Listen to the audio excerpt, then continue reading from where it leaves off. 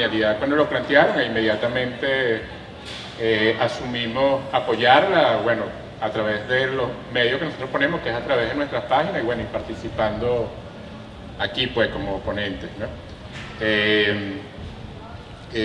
Los temas que cada uno está presentando fueron de alguna manera sugeridos o planteados por los compañeros de San Agustín. Entonces a mí, ellos me plantearon a mí hacer una presentación, que además es un trabajo, sobre que dice qué es una política económica de izquierda, qué tenemos y qué nos falta, mapeo de experiencia y discurso acerca del movimiento popular. Bueno, esos son como 3 temas en una sola presentación, son 20 minutos y no me voy a dedicar a todos, pero además la primera parte del título, pues al menos, que es una política de izquierda. Bueno, obviamente como título es un poco pretencioso, ¿no? Pretender responder qué es una política de izquierda. Eso es así como esos libros que se llaman ¿qué es el socialismo? O cómo hay que hacer la revolución. Pero sí creo que, para no rehuir en todo caso al punto, lo que habría que hacer y lo que yo intentaba hacer y lo que voy a plantear un poco en este momento es como aterrizar esa pregunta en el contexto que estamos viviendo, ¿no? En el momento histórico que estamos atravesando como país, que bueno, creo que todos lo conocemos bastante bien, ¿verdad? No me voy a detener mucho en ello, pero además, por supuesto, responder sobre qué puede ser una política de izquierda en Venezuela también pasa por entender algunas particularidades de la sociedad venezolana, de la economía venezolana y propiamente del capitalismo venezolano.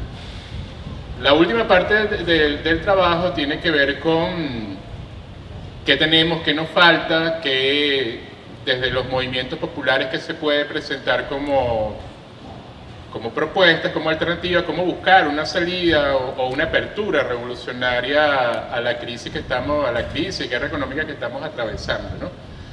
Ahí hay muchos puntos, muchas cosas que yo creo que se pueden plantear. Sin embargo, me gustaría empezar por qué nos falta, ¿no? Y quería comentarlo a propósito de algo que comentó el profesor Carlos. Y es algo que yo planteaba del siguiente modo, o sea, yo creo que la revolución bolivariana y el chavismo como proceso a lo largo de su historia, pues, por lo menos desde el 99, desde que Chávez, por ejemplo, empezó a escribir la agenda alternativa bolivariana y todos esos textos donde planteaba, entre otras cosas, el tema económico, hubo como un intento, en mi opinión,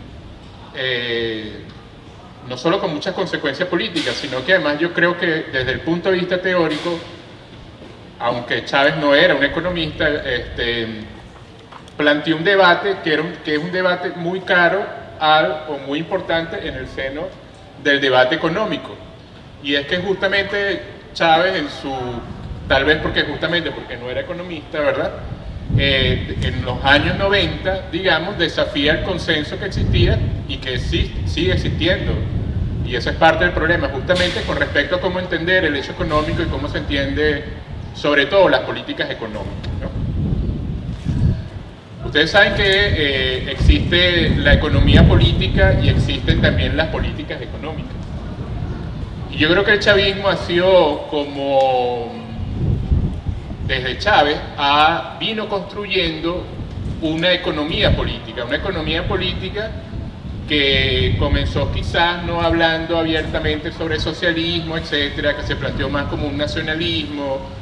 Se planteó incluso con un discurso casi que desarrollista en el sentido latinoamericano del término, y que bueno, después la práctica o lo que sea que haya sido, lo terminó derivando hacia posturas que del nacionalismo y el antiimperialismo y del desarrollismo pasó al socialismo propiamente tal, con todas las particularidades que ese término tiene en el chavismo, ¿no? Que es el socialismo del siglo XXI, que es nuestro americano, que es de nosotros los venezolanos, etcétera, etcétera, etcétera. Pero que en última instancia, sobre todo, yo creo, en mi opinión particular, desde que se plantea el Plan de la Nación 2007-2013, creo que es, ¿no? Empieza a tomar un carácter donde ya se evidencia mucho más clara una economía política en el sentido de plantear cuál es el conflicto de fondo. Pero el conflicto de fondo planteado no solamente entre unos países desarrollados y otros subdesarrollados, sino además un conflicto planteado en términos de clase, pues, ¿no? Y cuando decimos en términos de clase, hay que recordar que la economía política, de hecho, de por sí, no es un invento ni de Marx ni de los marxistas necesariamente. O sea, los primeros teóricos de la economía política fue la propia burguesía europea, particularmente los ingleses, Smith, Ricardo, etc., y también los fisiócratas franceses, que además ellos siempre concibieron el tema económico justamente como un problema de clase, solamente que ellos eran representantes de la clase, digamos, capitalista burguesa. Y Marx después se hace representante de la clase trabajadora, los proletarios, etc. Pero, de hecho, cuando uno revisa Smith, Marx, etc., hay muchas partes de los textos que son prácticamente iguales, lo que cambia es el sentido y el tono político. Pero bueno, en esos textos ya se va delineando o se va haciendo de manera más clara una economía política, pero a mi modo de ver, y yo creo que esto es lo importante, también se va delineando de manera mucho más clara una política económica que es consecuencia de esa economía política. Cuando yo me refiero a una política económica, tiene que ver con las cosas concretas que se van a hacer, o sea, porque la economía política plantea el conflicto, habla de las clases, habla de los grupos, si se va a incluir, si no se va a incluir. Pero la política económica es lo específico, pues, ok, ¿qué vamos a hacer con yo te compro la economía política, que esto es un conflicto de clase, etcétera, etcétera, etcétera, pero ¿cómo hacemos con la política cambiaria? Ok, yo te compro lo de la burguesía y la explotación, pero ¿cómo hacemos en materia laboral? ¿Cómo hacemos en materia de política de empleo, etcétera, etcétera? Y yo creo que en ese punto, son el 6, después del triunfo pues, del presidente Chávez en las elecciones contra Rosales, yo creo que se va avanzando justamente en ese punto hasta que se llega al año 2012, donde además de la coyuntura de la recaída de la enfermedad y posteriormente la muerte del presidente Chávez, también ese proceso va decantando hacia un punto donde hay que definir ciertas cosas. Yo no sé si ustedes recuerdan, ¿verdad? Seguramente sí, que Chávez en sus últimas alocuciones, me estoy refiriendo prácticamente a los 2 últimos años, insistía mucho en el tema ese del no retorno, de cómo hacer irreversible el proceso de cambios, como planteando esa metáfora que es metáfora de aviadores, pues, o sea, cómo pasar el punto donde ya no podemos devolvernos, sino que tenemos que seguir adelante. Eso fue como una gran preocupación, y que es de hecho el tono de la última gran alocución del presidente Chávez, que es el golpe de timón, ¿no? Y todo ese tema que se formó a partir del golpe de timón, porque de alguna manera yo creo que ya Chávez, pues, y la conducción del chavismo entendía que se estaba acercando el momento en que había que definir cosas que la historia misma te hacía que tenías que definir. Hay un texto que está todavía en la página web del Ministerio de Planificación, que es una serie que sacó el Ministerio de Planificación en aquella época cuando se publicaban las estadísticas, donde se presentan un montón de estadísticas de empleo, salud, etcétera. Cuando decíamos que crecíamos yo no sé cuánto por ciento, que el PIB estaba por yo no sé dónde, que el salario era el más alto de Latinoamérica, etcétera. Pero en la primera parte del texto, que yo no recuerdo el nombre ahorita, pero está ahí, cuando ustedes entran a la página del Ministerio de Planificación, lo encuentran ahí unos PDF que están al final de la página. Venezuela en cifras se llama la colección. Hay un dato que a mí me parece súper interesante y súper importante, y es que se plantea cómo durante el chavismo la política de inclusión social, que tiene que ver con esto que planteaba Carlos de los equilibrios macrosociales, causó un proceso de inclusión ascendente que, entre otras cosas, se evidencia como una democratización del consumo.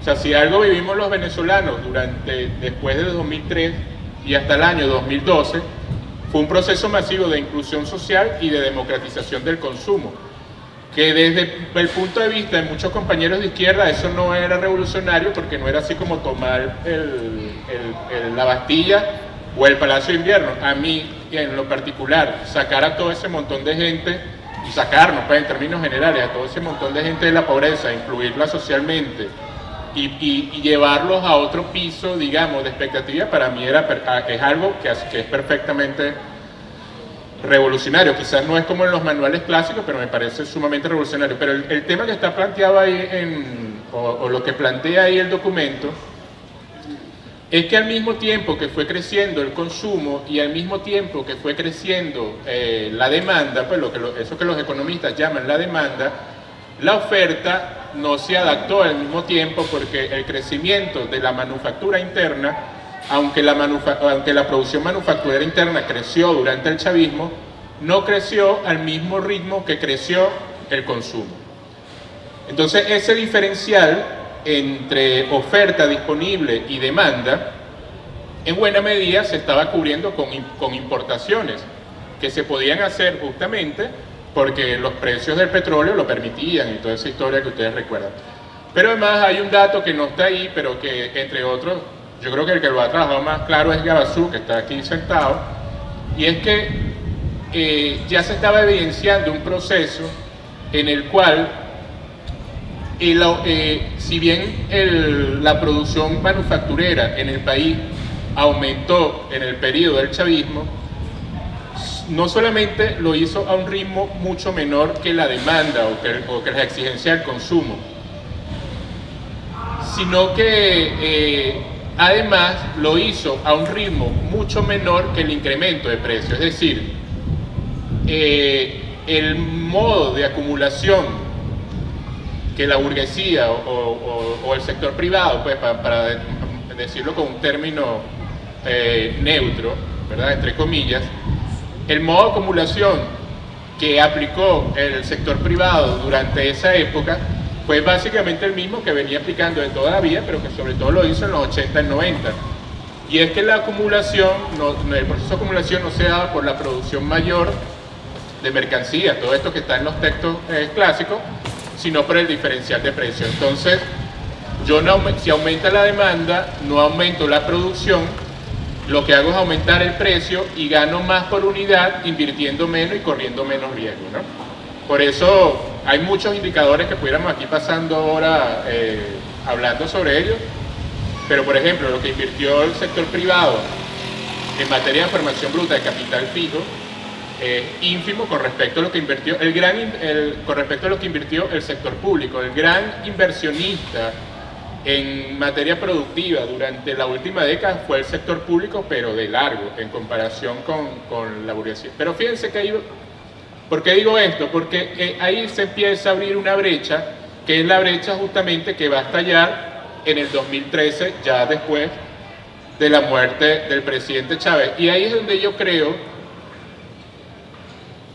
que así como la oferta no estuvo, lo que venía diciendo, así como la oferta no estuvo al nivel del incremento de la demanda, la economía política y la política económica nuestra no estuvo o no ha estado todavía a la altura del problema que se generó después, sobre todo en la parte de la política económica. ¿Por qué?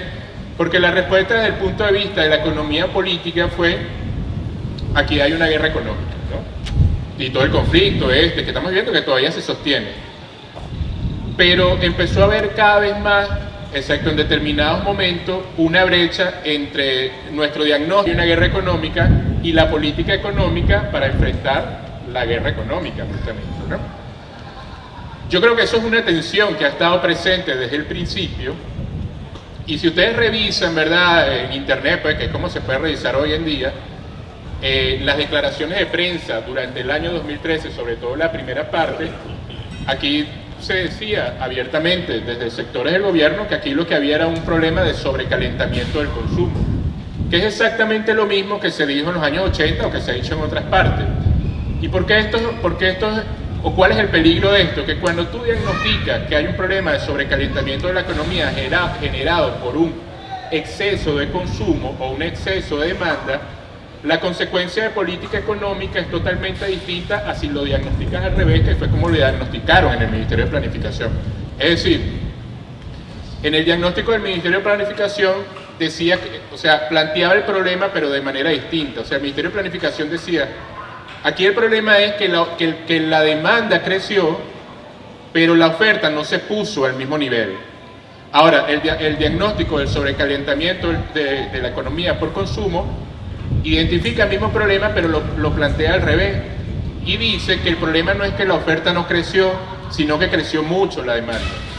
Entonces, cuando tú haces ese diagnóstico, el remedio se desprende en consecuencia, y es que entonces tú no tienes que aumentar la producción, sino que lo que tienes que hacer es disminuir la demanda.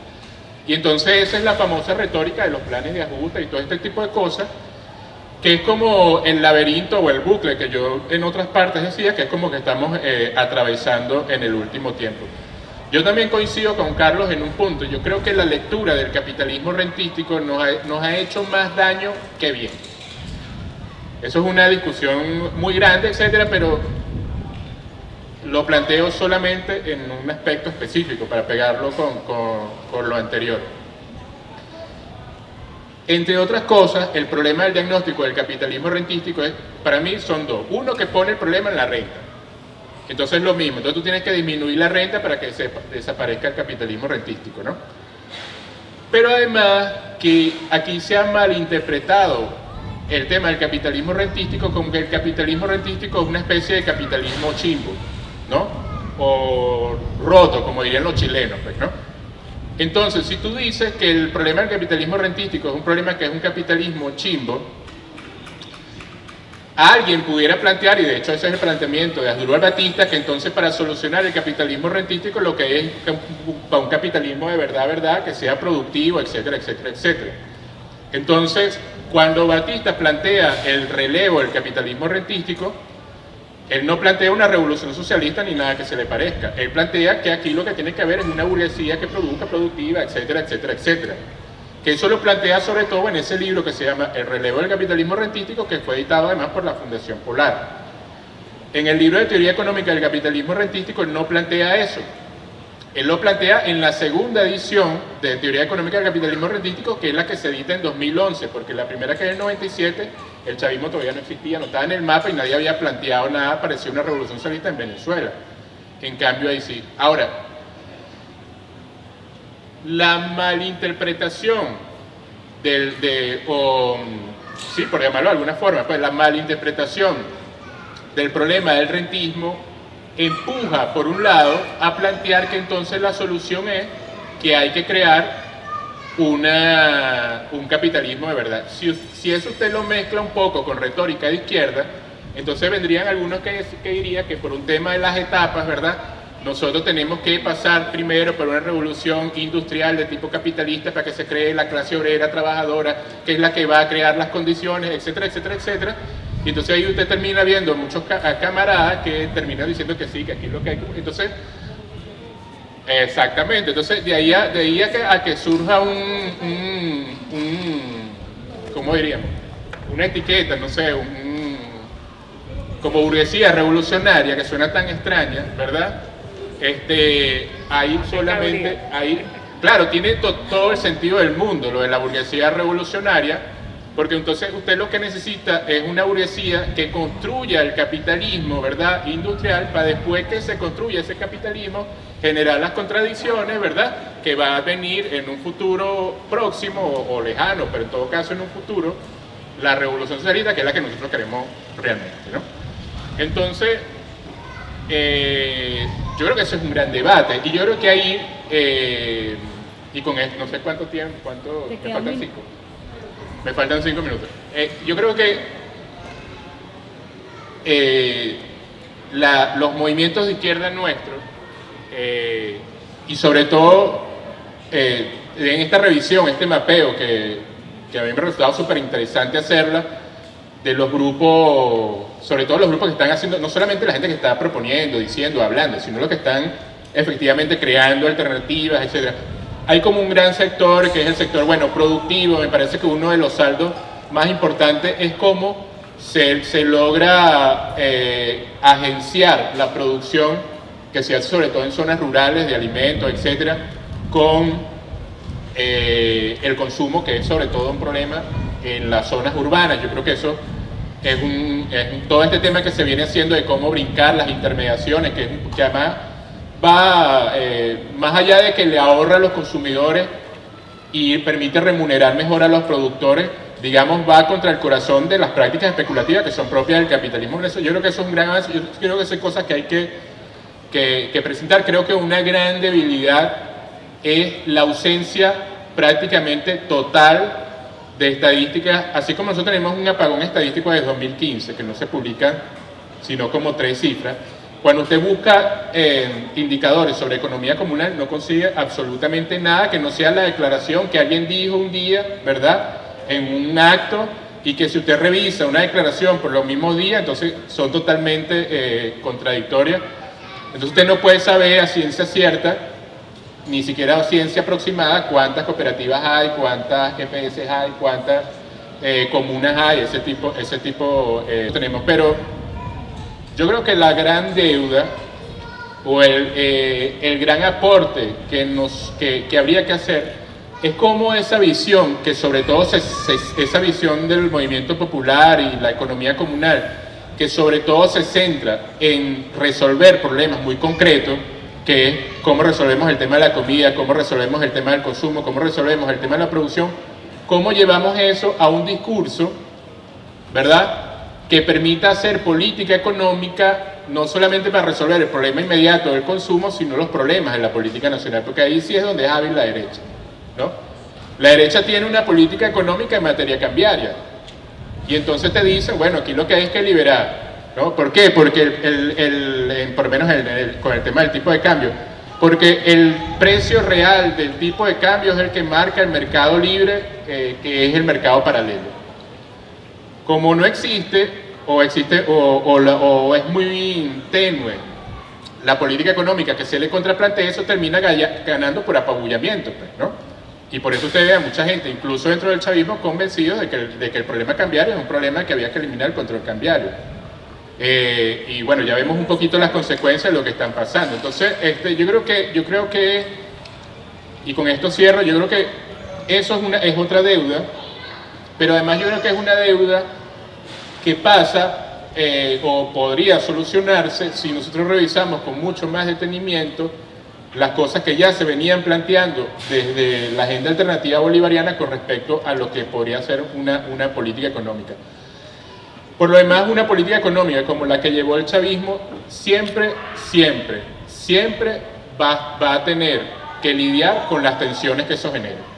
O sea, cuando usted tiene la burguesía sabe que cuando la política económica que ellos tienen, genera unas tensiones sociales. Macri sabe, ¿verdad?, que si aplica un paquetazo, tiene que buscar policías y cosas y tal para resistir, para defender el paquetazo. Eso porque ellos saben que la política económica tiene un costo social. La política económica del chavismo debe entender que su política económica también le genera costos, y sus costos son los enfrentamientos no con los trabajadores, sino con los sectores poderosos económicos, y esa ha sido un poco la historia del chavismo. Entonces, bueno, eso ya se me va a haber acabado los 5 minutos. Eso es un poco lo que quería plantear, y bueno, gracias, la rapidez pues del momento, y gracias por la oportunidad.